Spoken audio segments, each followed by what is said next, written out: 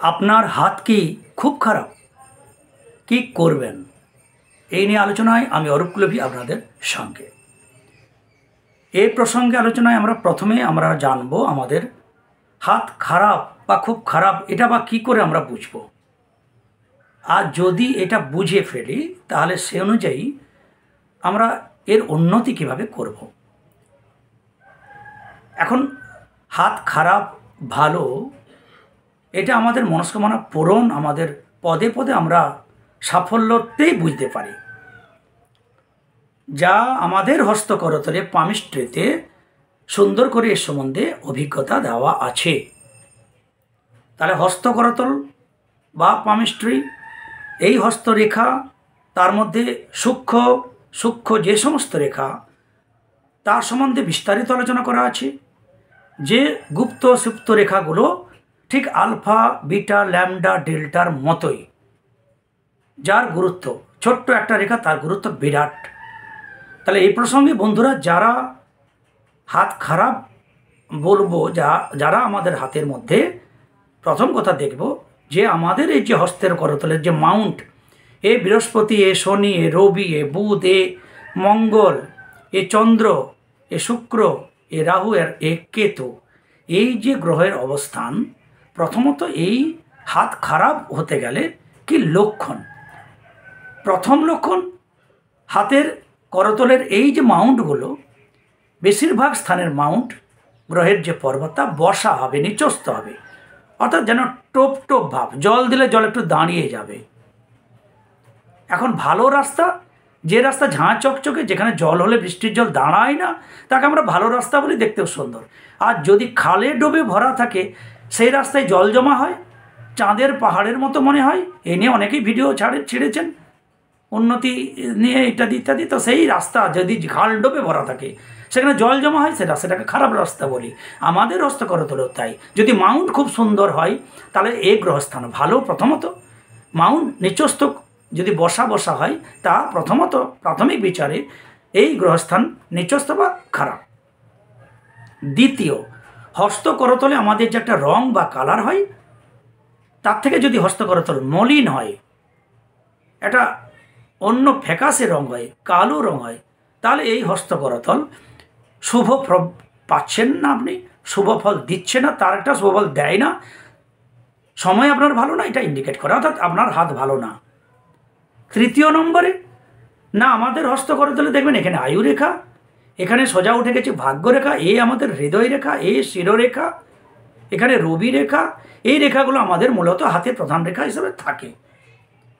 যদি এই রেখাগুলো একটা দুটো থাকে, বাকিগুলো না থাকে, ভাগ্যরেখা ঠিকভাবে নেই, আছে তো কাটা ছেটা একটু একটু, রবি রেখা নেই, আছে তো সেখানে কাটা কাটা, তাহলে এই প্রধান রেখাগুলো অর্থাৎ আয়ুরেখা, ভাগ্যরেখা, শিরোরেখা, হৃদয় রেখা, রবি রেখা, যে প্রধান রেখাগুলো থাকার কথা, সেগুলো যদি আপনার কম থাকে, তাহলে আপনার হাতটা ভালো নয় ধরা হবে। তারপরে ভালো নয় কি না, হাতে প্রচুর হিজিবিজি রেখা, এদিক রেখা এদিক রেখা, প্রচুর ক্রস ক্রস ক্রস, চারিদিকে রেখায় শুধু ভর্তি, তাহলে সে হাত ভালো নয়। কেন ভালো নয়? না গ্রহের স্থান, সেখান থেকে ভালো শুভ ফল আপনি পাবেন না, পদে পদে বাধা বিঘ্ন, একাধিক জীবন ঝঞ্ঝাটপূর্ণ হয়। অর্থাৎ যেমন নিম্নচাপ হলে আমরা যেমন দেখি, প্রচুর হিজিবিজি রেখা থাকলে আমাদের জীবনে সেই নিম্নচাপের মতো হয়, অর্থাৎ সুখের সূর্য আমরা প্রায় দেখতেই পাই না, নিম্নচাপের মতো প্রতিবন্ধকতাই কেটে যায়। তারপরে খারাপ রেখা কি না, হাতের মধ্যে তিল ছোপ কালো দাগ ভর্তি, একটা দুটো তিনটে দাগ, কারো দুটো দাগ, কারো একটা দাগ, একটাও যদি হাতের মধ্যে কালো তিল, কালো ছোপ, স্পট দাগ থাকে, সেটা খারাপ। বেশি থাকলে সে হাতটাকেই খারাপ বলা হয় না। যে গ্রহে থাকবে সেই গ্রহের ফল, শুভ ফল আপনি পান না, ও তার প্রতিবন্ধকতা সৃষ্টি করে, এটা তার একটা চিহ্ন। আর না হস্তকরতলে আমাদের যে মসৃণতা, উজ্জ্বলতা, একটা খসখসে ভাব, অমসৃণ ভাব, রুক্ষ সূক্ষ্ম ভাব, এটাও হস্তকরতলের শুভ ফল আপনি পাচ্ছেন না, তার ইন্ডিকেট করে। অর্থাৎ সেক্ষেত্রেও এই 5 নম্বর বা 6 নম্বরের যে খারাপের তালিকায়, তাতেও এই মসৃণ না অমসৃণ এটাও একটা ফ্যাক্টর করে। মূলত এই ধরনের হাত যদি হয়, অর্থাৎ হাতে বেশিরভাগ গ্রহের স্থান টোপ বা নিচস্থ, উচ্চস্থ নয়, হাতে প্রধান প্রধান রেখাগুলো না থাকা, হিজিবিজি প্রচুর কাটাকুটির রেখা থাকা, কালো স্পট একটা কি দুটো বা একাধিক থাকা, হাত খসখসে অমসৃণ হওয়া, এগুলো আমরা আমাদের মন্দ হাত বা খারাপ হাতের তালিকায় ধরা হয় জ্যোতিষশাস্ত্র বা পামিস্ট্রি মতে। কি হয় এতে? আমরা শুভ ফল সহজে পাবো না, যাদের হবে তারা পান না। অনেকের অনেক প্রচেষ্টা সত্ত্বেও তিনি সাফল্য পান না। অনেকের অনেক কিছু করেও, উপকার করেও আপনি উপকৃত নাও হতে পারেন, বা বিনিময়ে আপনি অসম্মানিত হতে পারেন। এই অশুভ হাত হলে নিশ্চিত সাফল্য তার দরজা গোড়াতেও, দোরগোড়াতেও আপনি আটকে যেতে পারেন। অশুভ রেখা হলে আমরা, অশুভ যদি হাত হয়, একটা বিরক্তি বিতৃষ্ণা একটা কাজ করে, সবসময় মাইন্ডের মধ্যে একটা হট মেজাজ কাজ করে, একটা অহেতুকই কারো কারো সন্দেহ ভাব হয়, কেউ কেউ সন্দেহের মধ্যে পড়ে নানান রকম রাগে ক্ষোভে বিভিন্ন রকমের পথ বেছে নেন। আবার হাত যদি নিচস্থ হয়, আপনি যদি সে গ্রহ ভালো করার জন্য না ভেবে আপনি যদি মন্দ পথে হাঁটেন, তাহলে সেক্ষেত্রেও আরও বেশি মন্দ ফল হতে দেখা যায়। তাহলে এই হাত খারাপ হলে আমরা পদে পদে আমরা বিড়ম্বনা, পদে পদে আমরা সফলতার দরজাগুড়ায় কেউ বিফল হতে পারি, নানান রকমের ঝামেলা ঝঞ্ঝাট নিম্নচাপের মতো আমরাকে ঘিরে ধরে এই লক্ষণ থাকলে। এবার আমরা এর থেকে বেরাবো কিভাবে? প্রথম কথা, আপনার একাধিক যদি গ্রহের অবস্থান থাকে খারাপ, নেচস্ত, কাটাকুটি, তেলছোপ দাগ, অমসৃণ, তাহলে সেক্ষেত্রে যদি দুটো তিনটে স্থান খারাপ হয় বা এই চিহ্নগুলো মোটামুটি আপনার যদি কমন হয়, তাহলে বন্ধুরা কোনো রত্ন কবজে এর সমাধান হতে পারে না। কেন হতে পারে না? না, আমাদের যদি হাত এতটা খারাপ হয়, তাহলে আমাদের এর পিছনে দায়ী আমাদের কর্ম, অর্থাৎ আমি হই, আপনি হই। এই জন্মে বা আগের জন্মে সৎকর্ম, সৎ জীবনযাপন, ভালো চিন্তা, সৎ ভাবনা আমরা নিয়ে কিছু করিনি। অবশ্যই পাস্টে গ্রহ বিরূপ হবে সেরকমই কাজ আমরা করে করে এসেছি, যাতে আমাদের কোনো শুভ ফল আমরা না পাই, সেরকমই ফল কাজ করে এসেছি। তখন হয়তো গায়ের জোরে করেছি, এখন তার ফল ভোগ করছি। এই হেন অশুভ হাতের যদি বেশিরভাগ যা কিছু আমি বলে আলাম লিস্টে, তা যদি আপনার মেলে, তাহলে আপনার জন্য প্রথম কাজ শুভ ভাব আনার জন্য শুভ কর্ম, সৎ চিন্তা, সৎ ভাবনা আনতেই হবে। আমরা এর প্রথম হিসাবে বলবো যে রেসপেক্ট, সম্মান, শ্রদ্ধা করা, পিতা মাতা, গুরুজন, পশু পাখি, কীট পতঙ্গকেও রেসপেক্ট করা। কেন? সবার মধ্যে সে একই নারায়ণ, একই আত্মা, একই শৌল অবস্থান করছে। যত্র জীব তত্র শিব, এই জ্ঞানে রেসপেক্ট করতে হবে। এক্ষেত্রে বলতে গেলে অনেকে বলেন আমি বাবাকে প্রণাম করবো, এই গুরুজনকেও, সে তো ভালো নয়, তিনি এই নেশা করেন, এই বকবক করেন, এই বড় অত্যাচারী মানুষ।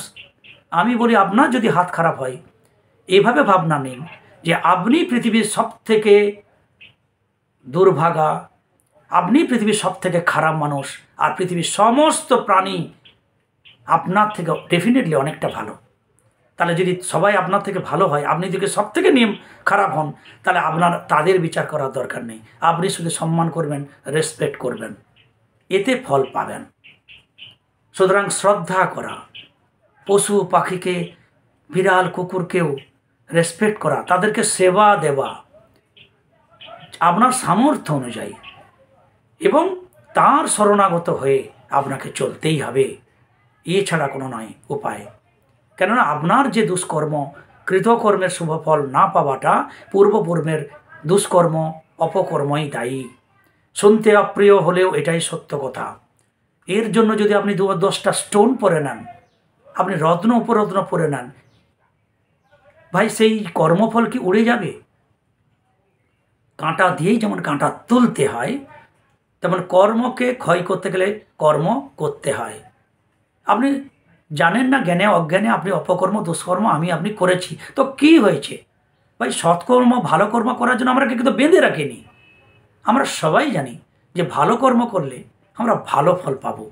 তবু আমরা মায়ার বশবর্তী হয়ে কি লোভে আমরা কর্ম করে চলেছি। আসলে আমরা যে জ্ঞান পাপী। কিন্তু আমাদের যদি এই মুহূর্তে আমাদের চৈতন্য না হয়, তাহলে এই গ্রহের স্থানের ভালো হবে না, হাত ক্রমশ খারাপ হবে। কেন আমরা যেমন কর্ম করব তারই রূপরেখা ফুটে উঠবে আমাদের হস্তকরতলে। এটাই পামিষ্ট্রি বা জ্যোতিষশাস্ত্রে বলা আছে। তাহলে যদি আপনার হাত খারাপ হয়, তাহলে ভালো করার জন্য শরণাগত হন। আপনি যে ধর্মেরই মানুষ হন, তার আশ্রয়ে তার ধর্ম পালনের যে বিধান আছে পাই টু পাই মেনে চলার চেষ্টা করুন। প্রাণ যায় তবু বচন না যায়। নিজে প্রতিজ্ঞা করুন, নিজের প্রতিজ্ঞা রক্ষা করার জন্য নিজের চেষ্টা করুন। পিতা মাতা গুরুজন, রাস্তায় হেঁটে যাওয়া একজন মাতালকেও রেসপেক্ট করুন। কেন মনে রাখবেন, ও একটু বেশি খেয়েছে, স্বর্গের দেবতারাও নাকি সুরাপান করে, মহাদেবও নাকি গাঁজা ভাং পান করেন বলে কথা আছে। তার মানে আপনি আপনার মাতালকে রেসপেক্ট করতে অবহেলা করতে পারেন না। তার সঙ্গে আলিঙ্গন করার দরকার নেই, কিন্তু তিনিও আত্মা পরমাত্মার অংশ, তাকে এই জ্ঞানে অন্তত তাকে রেসপেক্ট করা উচিত। তিনিও ভগবানের অংশ, আপনিও যেমন তিনিও তেমন। আজ যিনি মাতাল আছে কালকে তিনি ভক্ত হতে পারেন, সাধনা সিদ্ধি লাভ করতে কিন্তু পারেন। কেননা আমরা ভুলে যাব না, যিনি রত্না করছিলেন দস্যু, তিনি বাল্মীকি মুনি হয়েছিলেন। ফলে আজকে আপনার দুর্ঘ দৈন্যদশায় আছেন, গ্রহ খারাপ, হাত খারাপ, তো কি হয়েছে? আপনি হাঁটতে থাকুন, আধ্যাত্মিক পথ ধরুন, সবাইকে রেসপেক্ট করুন। আপনাকে যে যা বলে এক কান দিয়ে ঢুকে এক কানে বার করুন, চলতে থাকুন। মনে করুন আমি 10 জন্ম খারাপ কাজ করেছি, এই জন্মটা আমি একদম ভালো কর্মের জন্য দিয়ে দিলাম, উৎসর্গ করলাম, দেখি কবে না আমার ভালো হয়, কবে না গোবিন্দ আমার মুখ চাই। তাহলে তাকে আপনাদেরকে চাইতেই হবে। মনে রাখবেন, তার কৃপা হলেই তবে আমাদের মুক্তি আনন্দ সব লাভ হবে। তার কৃপা না হলে হবে না। 2-5 জনকে কিছু চাল পয়সা দিয়ে আপনি মন জয় 2 দিন করতে পারবেন। আপনি একজনকে গাড়ি দিবেন, বাইকটা 2 বার দিবেন, 3 দিনের 2 দিন না দেন, বলবে শালা দিল নি গাড়িটা, সঙ্গে সঙ্গে শালা বলবে। কিন্তু তাকে যদি আপনি একটু ভক্তি করে, তিনি বলছেন আমাকে যদি জল ফুল পত্র যে যা ভক্তি করে অর্পণ করে আমি তাই গ্রহণ করি। তিনি আমাদের নিজেদের বাবা মা, নিজের প্রভু, তাঁর শরণ নিন। যিশু হিসাবে যারা খ্রিস্ট ধর্মে আছে, যিশুই একমাত্র অবলম্বন করুন। যারা মুসলিম ধর্মে তারা আল্লাহকেই একমাত্র অবলম্বন করুন। আমার সনাতন হিন্দু ধর্মে যারা আছে, আমরা সনাতন হিন্দু, যে দেবতাকে ডাকুন, ওই 16 নদী গিয়ে মোহনায় এক হয়ে যায়। সেই এক নাম রূপ আলাদা হতে পারে, মূলে এক। তাই তার শরণাগতি, তার মতে চলা, তার দিকে এগিয়ে যাওয়া, নিষ্কামভাবে অন্তরের অন্তরে ভক্তি নিয়ে চলা। যত দুঃখ দৈন্য দশা আসুক, যত কষ্ট আসুক, তবুও আমি বিচ্যুত হব না, এই প্রতিজ্ঞা করে নিজের প্রতিজ্ঞা রক্ষা করুন।